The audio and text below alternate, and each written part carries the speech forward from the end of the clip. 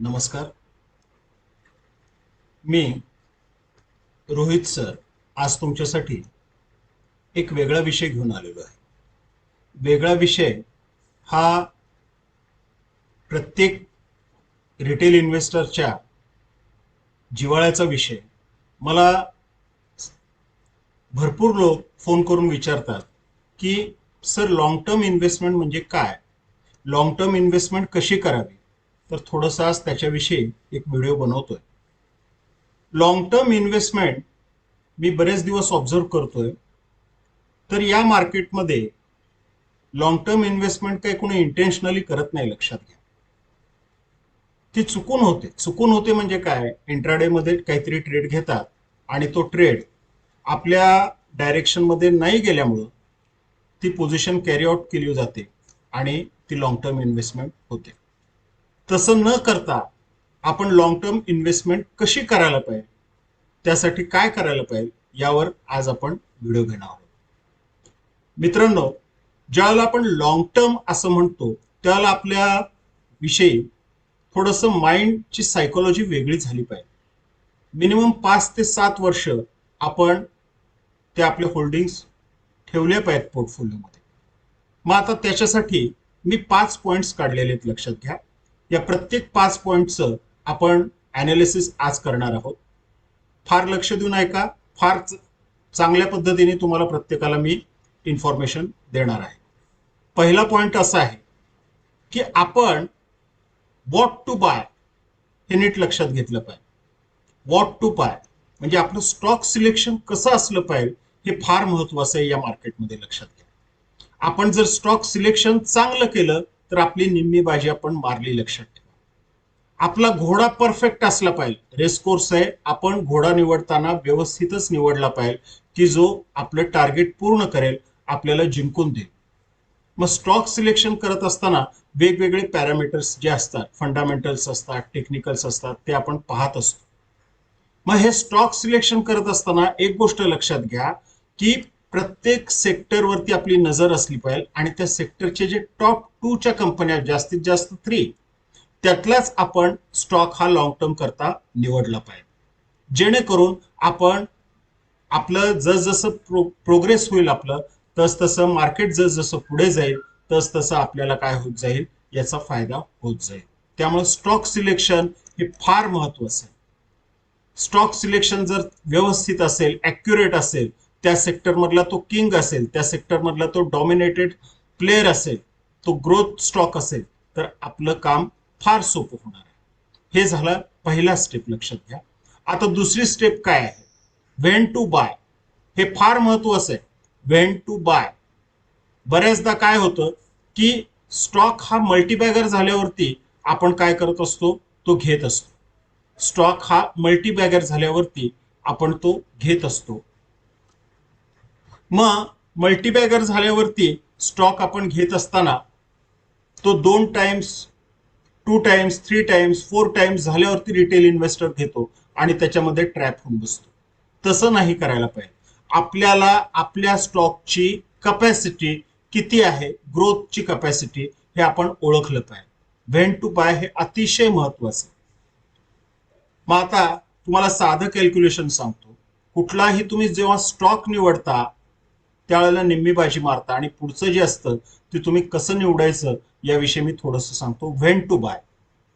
बरेच जण मला विचारतात, पण एक गोष्ट लक्षात ठेवा, व्हेन टू बायला काही फंडामेंटल्स चालत नाहीत.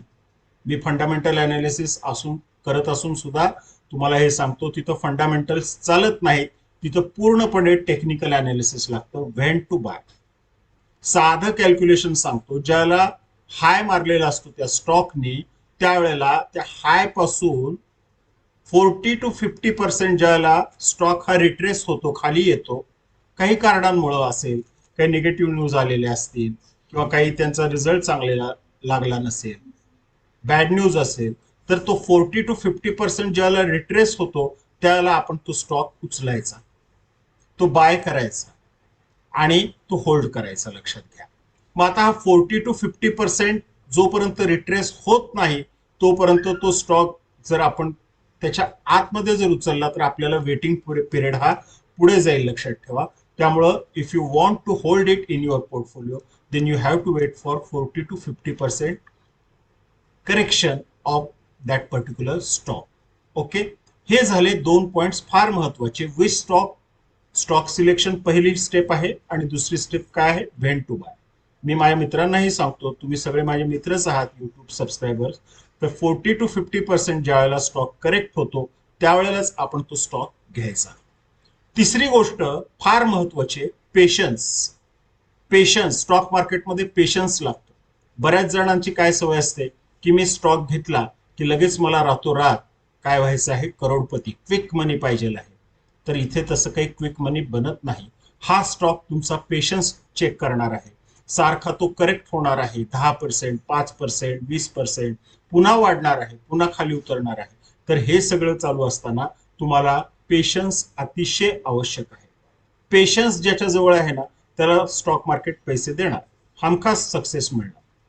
मग तुम्हाला काय करायचं आहे तर पेशन्स ठेवून हा स्टॉक तुम्हाला ग्रोथ होत असताना त्याच्यावरती राईड घ्यायची.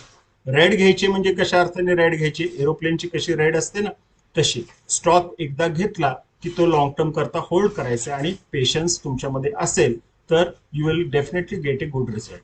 बाळांनो, तर तुम्हाला मी जे सांगत होतो त्यावरती थोडंसं कॉन्सन्ट्रेट करा की जेव्हा आपण स्टॉक सिलेक्ट करतो त्यावेळेला स्टॉक सिलेक्ट केल्यानंतर आपण काय करणार आहोत तर त्याच्यासाठी when to buy 40 to 50% correction केल्यानंतर पेशन्स ठेवणार आहोत.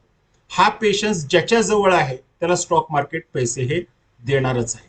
मग पेशन्स ठेवायचा म्हणजे काय करायचं, घेऊन झोपून जायचं का, तसं नाहीये. मी बऱ्याचदा बघतो टीव्हीवर वगैरे, मी तर बघतच नाही, पण बऱ्याचदा मी असं ऐकलेलं आहे की हा स्टॉक घेऊन झोपून टाका, बघू नका त्याला 5 वर्ष 10 वर्ष, असं नसतं. तो स्टॉक हा खाली येत असतो, त्याच्यात बॅड न्यूज येत असतात, त्याचे काही फंडामेंटल्स बदलत असतात, त्याचे काही प्रोडक्ट्स बदलत असतात, त्यावर आपण बारीक नजर ठेवली पाहिजे हा पेशन्स ठेवताना. हा चौथा पॉइंट आहे की आपण त्याच्याकडं फार बारीक वॉच ठेवला पाहिजे.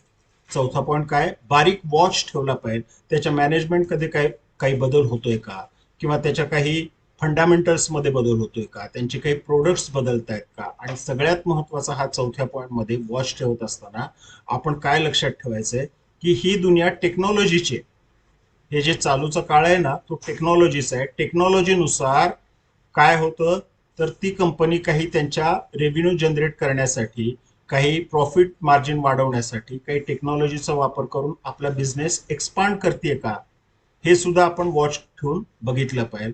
पेशन्सच्या बरोबरीने हे महत्वाचं आहे की आपली बारीक नजर ठेवली पाहिजे, त्याच्यावरती वॉच ठेवलं पाहिजे. आणि ज्याच्याजवळ पेशन्स आहे, ज्यांनी वॉचफुली त्यांच्यावरती ऑब्झर्वेशन ठेवलेलं आहे, त्याला स्टॉक मार्केट हा रिवॉर्ड देणारच आहे. रिस्क रिवॉर्ड जर चांगला असेल, तुमचा स्टॉक सिलेक्शन असेल, व्हेन टू बाय छान असेल, तुम्ही जर पेशन्स तुमच्यामध्ये असेल तर तुम्हाला डेफिनेटली काय होणार आहे, वॉच ठेवल्यानंतर सक्सेस हा मिळणारच आहे.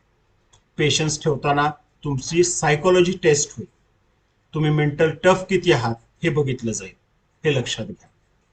तुम्ही ती म्हण ऐकलेली असेल, म्हण आहे का डायलॉग आहे, डायलॉग आहे कि बरगद के पेड़ के बीच, बरगद के पेड़ के बीच सालों तक जमीन के अंदर दबे होते हैं, मौसमी फल और बेला जो होती है वो आती और जाती है, लेकिन जो बरगद के बीज एक बार उगते हैं तो उस प्रकार से उगते हैं कि वो पेड़ वृक्ष नहीं रहते, महावृक्ष बन जाते हैं. हा प्राण यांचा डायलॉग मला आत्ता आठवला म्हणून मी याच्यामध्ये टाकत आहे. पेशन्स हा तुमच्यामध्ये असलाच पाहिजे आहे. आणि जर पेशन्स तुमच्यामध्ये असेल तर तुमचा जो पोर्टफोलिओ आहे तो इतका व्हास्टली ग्रो होईल की स्काय इज द लिमिट. लक्षात ठेवा, फक्त पेशन्स असणं आवश्यक आहे. मग 4 पॉइंट्स आतापर्यंत कुठले कुठले पाहिले आपण, की स्टॉक सिलेक्शन व्यवस्थित पाहिजे, व्हेन टू बाय हे व्यवस्थित पाहिजे, तिसरं जे आहे ते काय आहे, पेशन्स आहे, चौथं क्लोज वॉच आहे, आणि पाचवं जे आहे ते सगळ्यात महत्वाचं आहे, सायकोलॉजी. ही सायकोलॉजी काय आहे तर मेंटल टफनेस पाहिजे या चारही गोष्टी हँडल करायला. बऱ्याचदा लोक घाबरवतील तुम्हाला, हे हा स्टॉक कशाला घेतला, याच्यामध्ये बॅड न्यूज आली, काही म्हणजे आपण आपल्या गोष्टीवरती ठाम राहायला शिकलं पाहिजे. लक्षात ठेवा, आपण एकदा स्टॉक निवडला ना, त्याच्यात बॅड न्यूज येणार, 5 to 10% करेक्शन येणार, 20% येणार, घेतलेल्या प्राइसला पण येणार. पण आपल्याला माहिती पाहिजे की आपला स्टॉक काय आहे. You have to be mentally very very tough. तरच तुम्हाला तुमचा हा स्टॉक लॉंग टर्म मध्ये पैसे हा देऊन जाईल. मित्रांनो, एक गोष्ट लक्षात घ्या की प्रत्येकाची पैसे इन्व्हेस्ट करण्याची कपॅसिटी आहे. लक्षात घ्या, तुमची आहे, माझी आहे, इवन मोठ्या मोठ्या इन्व्हेस्टर्सची सुद्धा आहे. इवन मुकेश अंबानीची सुद्धा एक कपॅसिटी आहे एखाद्या बिझनेसमध्ये किती पैसे इन्व्हेस्ट करायचे. आपण फक्त त्याच्यानंतर इन्व्हेस्ट केल्यानंतर फक्त तो स्टॉक आपण बघू शकतो की कसा माझा स्टॉक वाढतोय, कसा माझा स्टॉक डिप्रिशिएट होतोय, कसा माझा स्टॉक पुढे चाललाय, त्याच्यात गुड न्यूज कुठल्या आहेत, बॅड न्यूज कुठल्या आहेत, फक्त आपण असं बघत बसू. थोडंसं 5 ते 7 वर्षाकरता आपल्याला हा स्टॉक ज्या वेळेला आपण ऑब्झर्व करतो त्याला थोडंसं बोरिंग पण होणार आहे. लक्षात घ्या, बोरिंग एवढ्यासाठी होणार आहे की तुमच्याजवळ दुसरं काहीच काम नसेल, सगळेच पैसे आपण त्या स्टॉकमध्ये लावले आहोत, एका स्टॉकमध्ये म्हणत नाही, जे काही तुमचे मल्टीबॅगर्स असतील त्याच्यात, की फक्त आपल्याला बघतच बसावं लागणार आहे. या पलीकडे आपण काहीही करू शकणार नाही. फक्त तुम्ही आणि स्क्रीन आणि तुमचे जे काही स्टॉक असतील 1-2 ते बघत बस, एवढंच काम उरेल. मग त्याच्यासाठी बोरिंग होऊ नये म्हणून तुम्ही साईड बाय साईड दुसरं काहीतरी करायला पाहिजे. साईड बाय साईड काय करायला पाहिजे हे मी तुम्हाला काही सांगायची गरज नाही. प्रत्येक जण आपापल्या लाईफमध्ये काहीतरी सॅलरी घेत असेल, काही बिझनेस करत असेल, त्याच्यात मन रमवणं हे फार आवश्यक आहे. जर रोजच आपण उठून आपला स्टॉक बघायला लागलो, माझा स्टॉक कितीने वाढला, 5 रुपयांनी वाढला, 10 रुपयांनी वाढला, अरे आज 20 कमी झाला, तुम्हाला अननेसेसरली स्ट्रेस यायला सुरुवात होईल. आणि हा स्ट्रेस नको असेल तर तुम्ही साईड बाय साईड काहीतरी चालू ठेवलं पाहिजे. आता आज मला वाटतं तुम्हाला सगळ्यांना, व्हिडिओ बघणाऱ्यांना कळलं असेल की मी रोज अपडेट का टाकतो. माझं सिक्रेट कळलं असेल तुम्हाला, मी युट्यूबवर व्हिडिओ का बनवतो. ओके, तर असं काहीतरी करत राहायला पाहिजे जेणेकरून आपलं मन रमलं पाहिजे आणि आपला स्टॉक हा साईड बाय साईड हा ग्रोथ झाला पाहिजे. तर तुम्ही सगळ्यांनी आज सांगितलेल्या 5 पॉइंट्सला जर तुम्ही व्यवस्थित फॉलो केलं तर मला वाटतं तुमच्यापैकी सगळ्यांना लॉंग टर्म मध्ये भरपूर फायदा होईल. मात्र डिसिप्लिन ठेवा, सेल्फ कॉन्फिडन्स ठेवा आणि एक गोष्ट लक्षात ठेवा की तुम्ही आणि तुमचा स्टॉक हे दोघं जण ग्रोथ हे झालेच पाहिजे. आणि जर डिसिप्लिन ठेवली तर मला वाटतं आय एम 100% कॉन्फिडेंट की तुम्हाला तुमचं यश हे टार्गेट हे मिळणारच आहे. तुम्हाला सगळ्यांना तुमच्या लॉंग टर्म इन्व्हेस्टमेंटसाठी शुभेच्छा देतो आणि थांबतो.